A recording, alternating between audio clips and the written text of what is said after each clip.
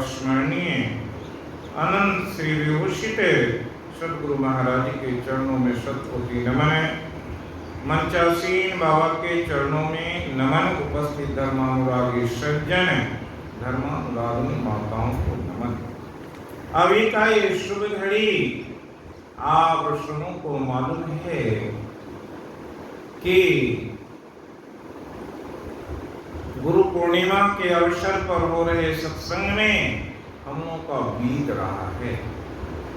सुबह में भी बताए थे, बोले थे, ध्यान मूलम गुरुर्मूर्ति पूजा मूलम गुरुर्पदम मंत्र मूलम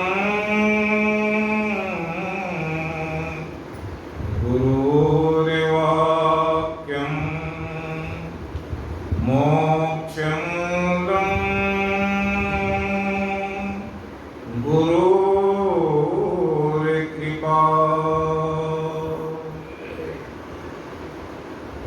गुरु की कृपा पाने के लिए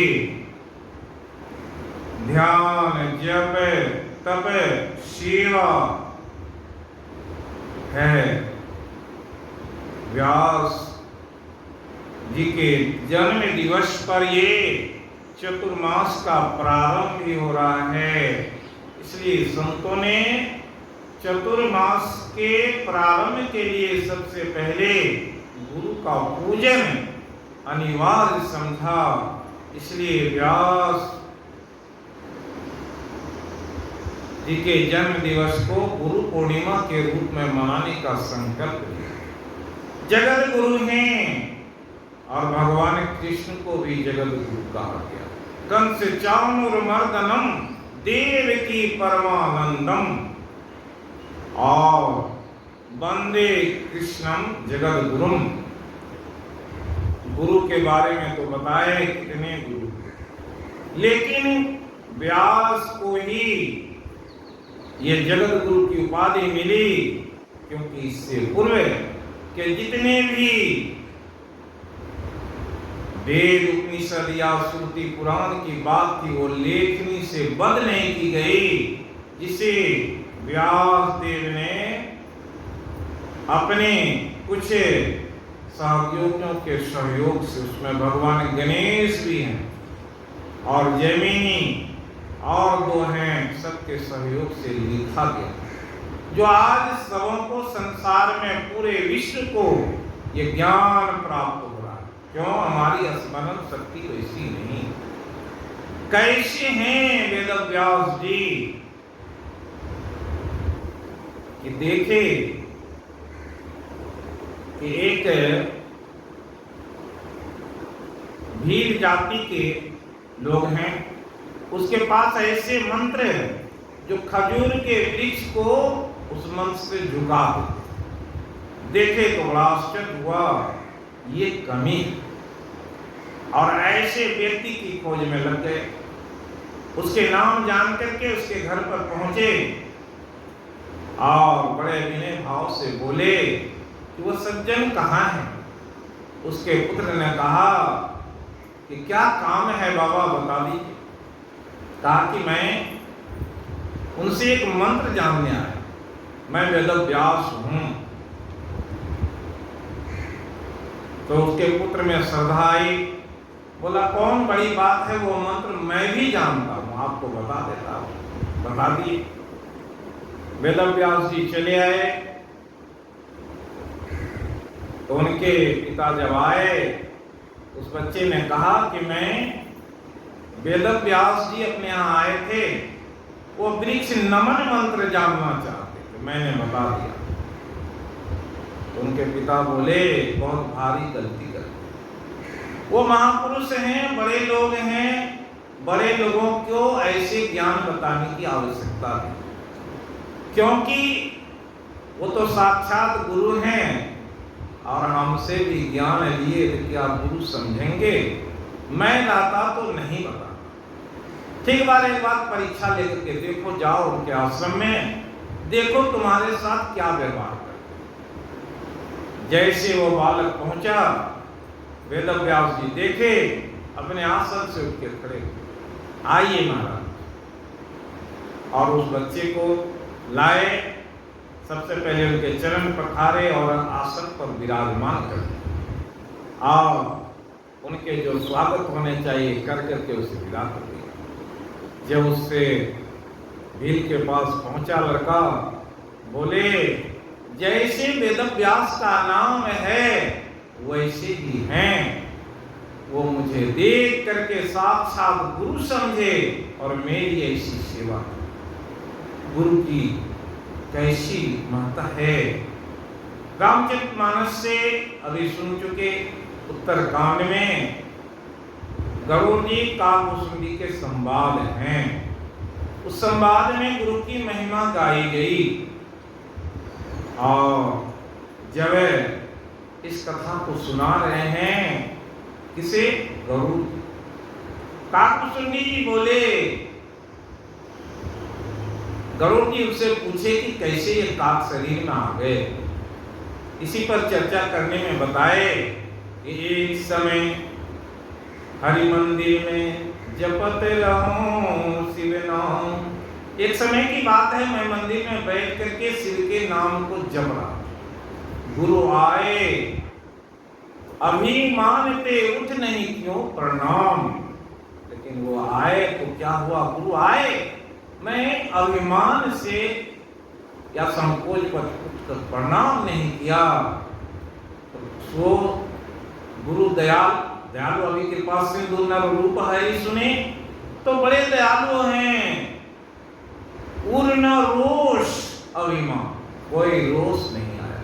गुरु सोचे चलो मेरा शिष्य है, बड़ा ऊंचे दर्जे का काम कर रहा, कुछ नहीं बोले। लेकिन अति अघे गुरु अपमानता सही न सके महेश। क्या होते हैं? भगवान शिव देखा कि मेरा नाम ले रहा है, रे मूर्ख गुरु आया, तुम उसका अपमान कर दिए, तुम बहुत बड़े पापी हो गए, इसलिए मैं तुम्हें श्राप दूंगा, क्योंकि जगत के व्यवहार में जो नियम बना हुआ है उसका उल्लंघन तुमने कर दिया। और उसे जैसे ही श्राप दिए, तुम 1000 वर्ष तक अब अजगर बन जाओ और जाकर के पृथ्वी कोठरे में उसमें लिख दो। जैसे गुरु सुने तो गुरु तो दयालु हैं, कृपा सिंधु नर रूप हरि। दुख को हरण करने वाले हरि का मतलब होता है जो आपके दुख को हर ले। वैसे कृपा सिंधु हैं और वे हरि क्या तुरंत हाथ जोड़ के खड़े भगवान की बड़ी लंबी प्रार्थना किए हैं। और भगवान शिव जब खुश हो गए, बोले आप तो परम निर्मल, और ऐसे शिष्य के लिए प्रार्थना किए तो जो मैं श्राप दिया हूं उस श्राप का प्रभाव कम। अब इसे जन्म जन्मांतरों तक अपनी बात याद रहेगी, जिस जोनी में भी जाएंगे ये ज्ञान उसका बरकरार रहेगा। ये गुरु की महिमा है। वैसे काक को भी वो शरीर तो उसके आते जाते रहे, इसलिए आखिरी बात सुनाए, नाना जन्म कर्म पुनि नाना, किए जोग जप तप मखदाना, कवन जो निज जन्म नाही, मैं खगेश भ्रमी भ्रमी जग मोही। क्या है? अपनी व्यथा बताए कि हमारे कितने जन्म, नाना जन्म कर्म पुनि नाना, किए जोग जप तप मखदाना, कवन जो निज जन्म नाही। कौन ऐसा शरीर है जिस शरीर में हम नहीं जन्मे, और सबका कौन कर्म वही गुरु के बल पर हम सबको काफी सुखी न भयो अब की नहीं, क्योंकि अब तो हमें गुरु मिल गया है। और गुरु के प्रभाव से ज्ञान की कैसी मर्यादा है वो बताए। ज्ञान की कैसी मर्यादा, गुरु शिष्य का कैसा संबंध होता है। कहते हैं एक वेद धर्म नाम के एक ऋषि तपस्या कर रहे थे, उनके बहुत सारे शिष्य। उनके एक शिष्य का नाम संदीपक। जो गुरु एक दिन बोले कि परीक्षा कैसे, सबों से कहा कि मैं शापित हो गया, इसलिए मैं अब जाएंगे बनारस जहां शिव जी का क्षेत्र है, मुझे कोढ़ की बीमारी होने वाली है, मेरी सेवा में कौन रहेगा। पता चला है वो सांप 2-3 दिन में आ जाएंगे, इसलिए चलो काशी। अब जितने शिष्य थे चलने के लिए कोई तैयार नहीं, संदीपक बोला कि मैं चलूंगा। संदीपक आया और गुरु की लीला वहां देखे, और हो गए। अब उसकी सेवा में लगे और इतनी सेवा में तत्पर हैं, भगवान शिव प्रकट बोले संदीपक तुम्हारी सेवा से मैं बड़ा खुश हूं, इसलिए तुम मांगो, कोई वर मांगना हो तो मांगो। बोले गुरु के बगैर आदेश के कोई वर नहीं चाहता, जाओ पूछ जाओ। गए गुरु से पूछे महाराज ऐसे ऐसे भगवान शंकर आए और मुझे वरदान देना चाहते हैं, आप जो कहेंगे वो वरदान मांग लें। वो वेद धर्म बोले अरे तू डर गया है सेवा से, इसलिए भगवान शिव से वरदान लेना चाहता है। सेवा करना है तो करो, वरदान लेने की जरूरत नहीं, जाकर के नकार दिया। भगवान शिव गए विष्णु से बोले एक ऐसा भक्त है, गुरु भक्त है, जो गुरु की आज्ञा को टालना नहीं चाहता। विष्णु भगवान तैयार हो गए, चलो हम भी देखते हैं। आए उससे कहा जो वर मांगना है मांग लो। संदीपक बोला मुझे कुछ नहीं चाहिए। बड़े जिद ठाने तो कहा कि अगर ऐसी जिद है तो हमें वरदान दें कि मैं अपने वेद धर्म गुरु की सेवा में और ज्यादा तत्पर रहूं, कभी दुनिया की और बात न आ गए। और बताए कैसे विष्णु भगवान आए हैं और ऐसी ऐसी बात कह रहे हैं, तुमने क्या कहा। तो मैं तो कुछ नहीं मांगना चाहा, मैं तो आपकी सेवा में तत्परता का वरदान मांगा हूं। गुरु खुश हो गए और बोला बेटा मैंने तो ऐसा ही एक परीक्षा के लिए सारी लीला किया था, उसमें तुम पास हो गए, तुम बहुत बड़े तपस्वी हो, आशीर्वाद दिया। वही है तो गुरु की कृपा जब होती है तो कैसी कृपा। आज स्वामी विवेकानंद के नाम सुन रहे हैं। विवेकानंद आए उससे पहले रामकृष्ण परमहंस जी अपने पैर में एक घाव बना, वो घाव बड़ी दुर्गंध वाली थी। सारे शिष्य सेवा में लगे हुए हैं और अंत में क्या है, स्वामी जी आए देखे गुरुवर ठाकुर ये कैसे घाव है, इसके छूटने के क्या उपाय। ठाकुर बोले कोई इसको चूस करके इसमें जो गंदगी है उसको फेंक दे तो ये ठीक हो जाएगा। बस तुरंत स्वामी विवेकानंद वहीं बैठे और उसको चूसना शुरू कर, चूस करके फेंकने लगे और सिर्फ पानी कोई कुछ लाया। ये अपना वही काम, अरे क्या कर रहा है। बोला आप तो बोले कि इसको इसकी सफाई हो जाएगी, ठीक हो जाएगा। चूस करके फेंकने लगे, फेंकते जगह फेंकते गए और जो वो घाव था दुर्गंध युक्त वो साफ हो गया। जैसे साफ होता है उस पर एक कपड़ा लेकर के साफ करके कर दिए, उसी वक्त गुरु की कृपा। रामकृष्ण परमहंस जी महाराज कैसी कृपा हुई कि आप सभी जानते हैं। जब वो अमेरिका में शिकागो में गए थे तो वहां के लोग जब फोटो ले रहे थे तो उनके फोटो के साथ रामकृष्ण के भी फोटो आते थे।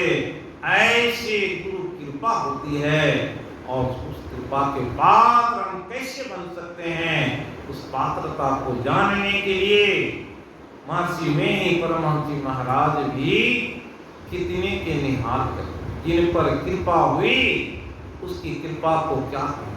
कृपा सिंधु नर रूप हरिये मां मोहतम पुंज जासु वचन क्या है रवि के समान, उसकी किरण के समान है, जिस पर पड़ जाए। इसलिए भगवान कृष्ण भी कहे सतत युक्ताम भजताम प्रीति पूर्वकम ददामि बुद्धि योगम ते येन मामुपयान्ति ते तेषामेवं तं पार्थमहम् अज्ञानजमतमः नास्यामि आत्मभावस्थो ज्ञानदीपेन भास्वतः। वो ज्ञान रूपी दीप जला देते हैं आपके अंदर, तो क्या होता है, जब ज्ञान के दीप ही जल गए तो अंधकार का नाश हो जाता है। ऐसी गुरु की कृपा होती है। आज के दिन में ये वेद व्यास जी के जन्म दिवस के अवसर पर हम लोग को संकल्प लेना चाहिए। ऐसे सेवा भाव जग जाए, गुरु की ऐसी सेवा कर लें तो फिर क्या है, जीवन निहाल हो जाएगा। इसलिए साईं स्वामी जी एक भजन गाए, गुरुवर तुझे रिझाऊं अरमान में यही है, अफसोस क्या करूं समान कुछ नहीं है। तन मन वचन सेवा में कुछ लगाता, पर हाय बदनसीबी और ज्ञान कुछ नहीं है। करके कृपा है तुके यदि तू नरीज जाओ, मुझ दीनहीन काहित हरगिज कहीं नहीं। हे नाथ भुला सारे दुर्गुण शरण में ले लो, इसके सिवाय अरमान में कुछ नहीं है। ये सेवा की भाव हो जाए तो आज ये गुरु पूर्णिमा के अवसर पर जो संकल्प लेंगे, प्रेरणा सत्संग में आने से प्रेरणा जगती है। बहुत सारे दृष्टांत को सुनने से मन में भाव उत्पन्न होता है। ऐसी जब जिज्ञासा जग जाती है तो वैसे जिज्ञासु व्यक्ति ही अपने कर्म पर दृढ़ हो जाता है।